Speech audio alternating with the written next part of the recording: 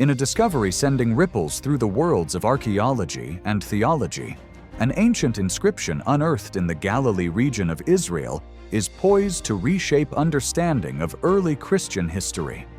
Imagine, if you will, a 1,500-year-old Byzantine church, its remains hidden for centuries beneath layers of mud and the silence of ages, suddenly yielding a message etched in vibrant mosaic. This isn't a theoretical treatise from a distant seminary or a papal decree from Rome.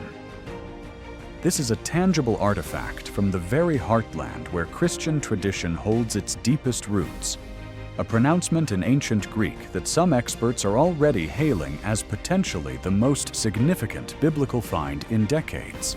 The church itself, sprawling over an area of approximately 1.5 dunums, has revealed within its sacred confines a stunningly preserved mosaic declaring the Apostle Peter not merely as a disciple, but as the chief of the apostles and the bearer of the keys to the kingdom of heaven.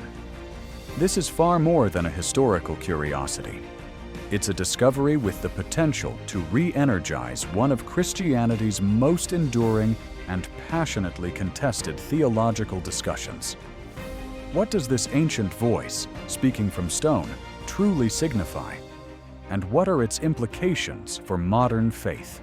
Dear viewers, before continuing this video, we kindly ask you to like and subscribe to our channel. Also, if you want to receive notifications about new video releases, please hit the bell icon. Thank you for your understanding. The ground truly shook with this revelation. Every so often, archaeology uncovers something that doesn't just add a footnote to history books, but forces a re-examination of core narratives. For well over a century, the exact location of Bethsaida, a town of immense significance in the Gospel accounts, has been a subject of intense debate among theologians, historians, and pilgrims. Mentioned multiple times in the New Testament, it is famously recognized as the hometown of 3 key apostles: Peter, Andrew, and Philip.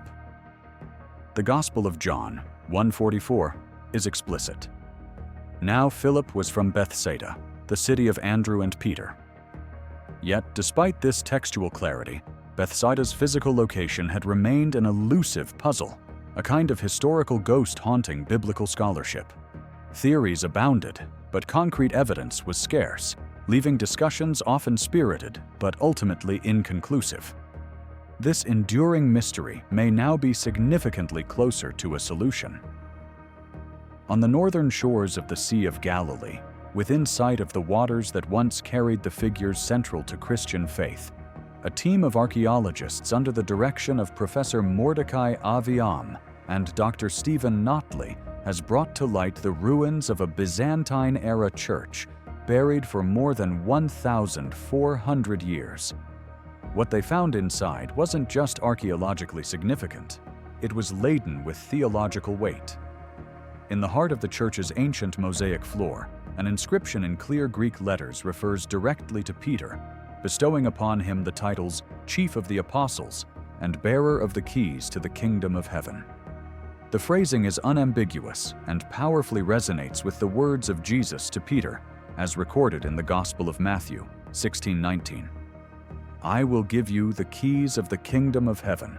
Whatever you bind on earth will be bound in heaven, and whatever you loose on earth will be loosed in heaven." The preservation of the mosaic is nothing short of extraordinary. Untouched for 14 centuries, it appears almost freshly laid, its lines sharp, its message vivid and undiminished by time, as if providentially sealed. Leading scholars have expressed both astonishment and a sense of profound gravity. Dr. Craig Evans, an expert on the historical Jesus, suggested this could be the most compelling archaeological link to Peter's home ever found. Dr. Notley, co-director of the El Araj excavations where the church was found, commented, "It's not just about the mosaic, it's about what it confirms. The church, the town, the people, it's all aligning now." To fully appreciate the weight of this moment, one must understand why Bethsaida itself has been such a persistent archaeological enigma. Bethsaida, its Aramaic name meaning House of the Fishermen, a fitting appellation for the birthplace of men whose lives would be irrevocably altered by a Galilean teacher, was once a thriving fishing village. According to the Gospels, it was a place of profound miracles, where the blind received their sight, Mark 8:22, where thousands were fed with a few loaves and fishes, Luke 9:10-17, and near where Jesus is said to have walked on water. Yet paradoxically, Bethsaida is also one of the few cities upon which Jesus pronounced a curse. Woe to you, Bethsaida! For if the miracles that were performed in you had been performed in Tyre and Sidon, they would have repented long ago. After this foreboding condemnation, the town fades from the New Testament record and subsequently from mainstream historical accounts. Through the Middle Ages, pilgrims sought its location, guided by fragmented legends and devotional maps, but no definitive site was ever agreed upon. The earth seemed to have swallowed Bethsaida whole. In the 19th century, German and American researchers proposed Et Tel, a mound nearly 2 kilometers inland, as a candidate. However, its distance from the water and a lack of clear 1st century Roman remains posed significant problems for its identification as a fishing village from the time of Jesus. A crucial shift occurred after the 1967 Six-Day War, which reopened the region to more intensive exploration. Israeli surveys began to point to El Araj, a low-lying area much closer to the Sea of Galilee, as a more promising site. Initial discoveries of pottery, glass, and mosaic fragments hinted at sustained occupation over centuries. The site gained further prominence in the early 2000s when Pope John Paul II was flown over the area and greeted by the excavation team. He was presented with a replica of an ancient bronze key found at the site, a gesture rich with symbolism, alluding to Peter's authority. By 2016, a formal archaeological team, supported by institutions including the University of Nebraska at Omaha, launched full-scale excavations at El Araj. Their first season yielded clear traces of Roman-era presence, including coins and tools from the 1st century CE. By 2018, they had uncovered the foundations of a Byzantine basilica, remnants of a bathhouse, guest rooms, and a public complex. Then came the pivotal inscriptions. 1. Set within a delicate geometric mosaic frame, contains a prayer for a certain Constantine, likely a local patron, not the emperor, and names Peter in unmistakable terms, chief of the apostles, holder of the keys of the heavenly spheres. This discovery aligns with striking precision with the 8th century travel writings of Willibald, a Bavarian bishop who documented visiting Bethsaida and staying overnight in a church dedicated to Peter and Andrew. For decades, scholars had often dismissed Willibald's account as pious legend.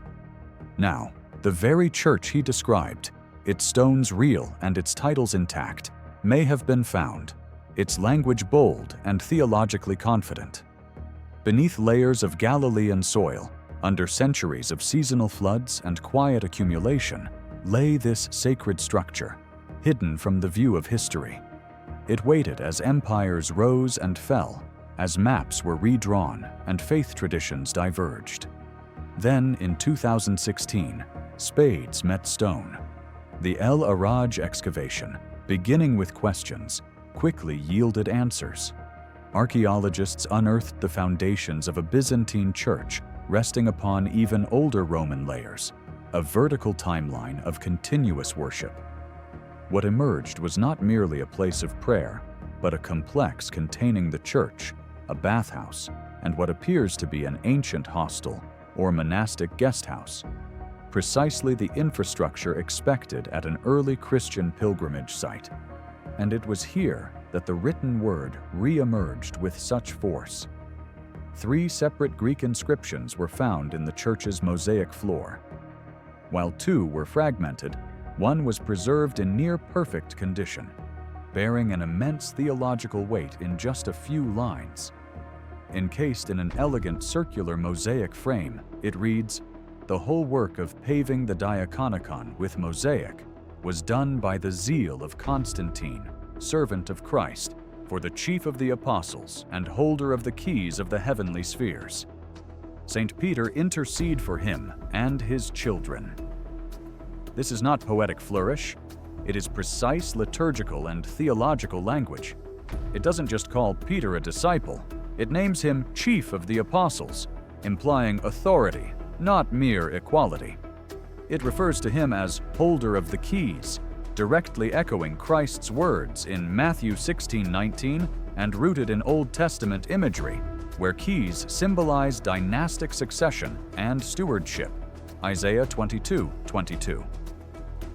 The use of such exalted language is clearly intentional, reflecting what early Byzantine Christians believed not only about Peter, but about this specific location. The alignment with Bishop Willibald's 725 AD account of a church in Bethsaida dedicated to Peter and Andrew, describing a site by the water with guest facilities, is astonishing. For centuries, his testimony was viewed with skepticism. Now, with the church, its layout, and the dedicatory stone matching his description, the medieval travelogue gains the weight of eyewitness evidence. This buried church preserved more than names and prayers. It preserved memory and belief, offering a rare bridge in biblical archaeology between textual testimony and physical reality. This bridge leads to a crucial question, not just what this place is, but why it matters so profoundly. Uncovering an ancient church is significant. Finding it built directly over a first-century village, aligning with gospel narratives in location and story, a village that could very well be Peter, Andrew, and Philip's hometown, is monumental. This suggests not poetic coincidence, but historical continuity, a sacred memory preserved in stone and tradition. The El Araj Church, likely built in the 5th or 6th century, wasn't placed randomly. Early Christians intentionally built sanctuaries over revered sites, places of remembered divine action. This pattern is seen throughout the Holy Land: the Church of the Nativity in Bethlehem, the Holy Sepulchre in Jerusalem, the Annunciation in Nazareth. Now, Bethsaida, long debated, may have re-emerged with similar markers of sacred memory. The builders of this church lacked modern archaeological tools, but possessed living memory, oral tradition, and a spiritual geography passed down with trust. They knew where to build because the memory of events there hadn't faded. The El Araj remains confirmed, thriving first-century life. Coins, ceramics, tools, and structures point to an active fishing village, a place of real people, real stories, and perhaps real apostles.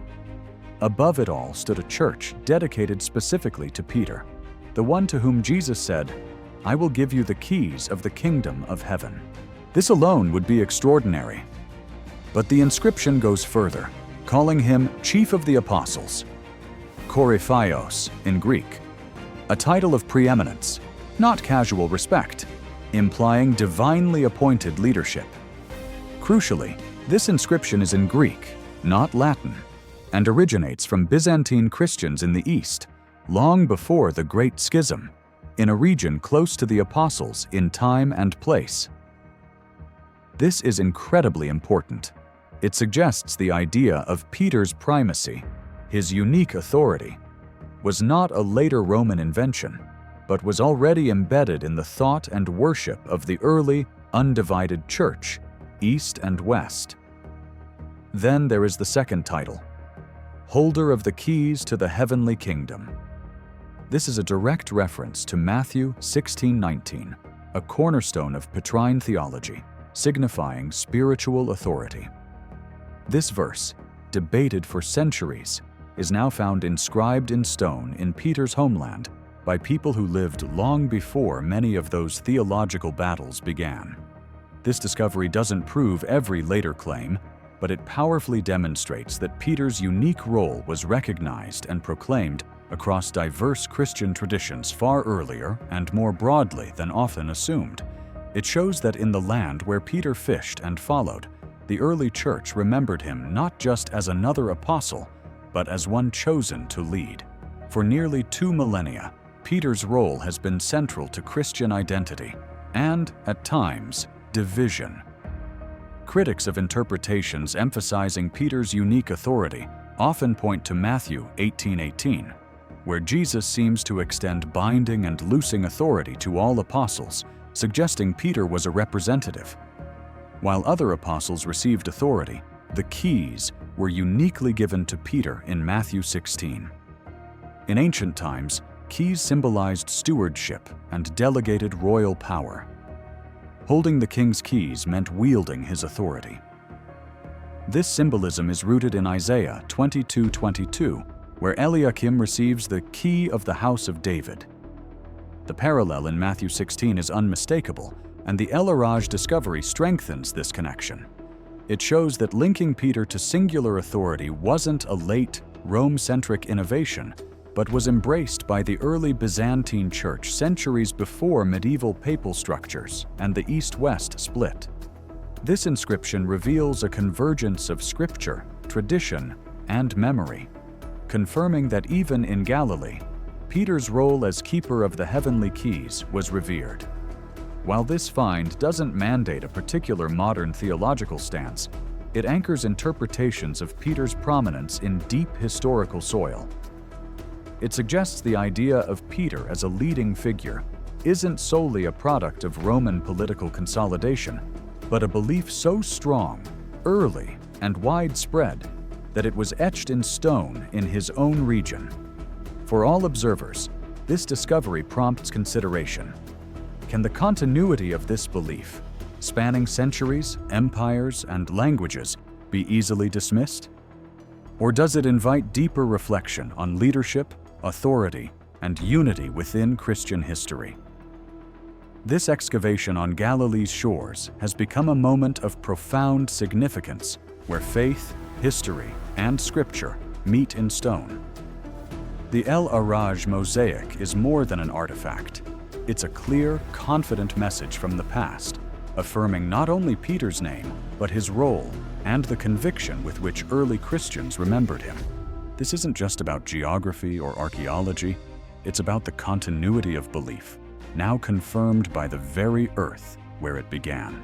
In a time questioning sacred tradition's reliability, this inscription is a quiet thunderclap, a reminder that the early church remembered and preserved more than we imagined. The past hasn't just been remembered, it has been revealed, leaving us to ponder the implications of what we now know as history and faith continue their dialogue. As this video wraps up, we'd like to remind you to like and subscribe to our channel. Your support is vital for our channel's growth and helps us keep creating content. To be notified about new videos, remember to hit that bell icon. Thanks for watching, and we'll see you in the next one.